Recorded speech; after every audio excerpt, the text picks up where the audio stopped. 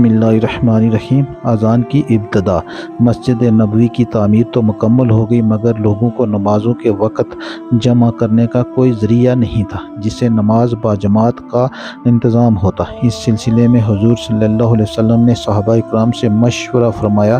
بعض نے نمازوں کے وقت آگ جلانے کا مشورہ دیا، بعض نے ناقوس بجانے کی رائے دی، مگر حضور اکرم صلی اللہ علیہ وسلم نے غیر مسلموں کے ان طریقوں کو پسند نہیں فرمایا۔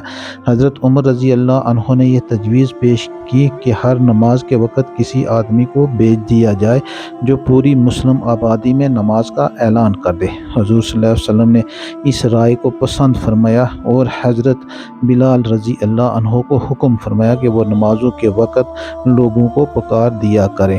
پانچوں نمازوں کے وقت اعلان کرتے تھے۔ اسی درمیان میں ایک صحابی حضرت عبداللہ بن زید انصاری رضی اللہ عنہ نے خواب میں دیکھا کہ اذان شرعی کے الفاظ کوئی سنا رہا ہے۔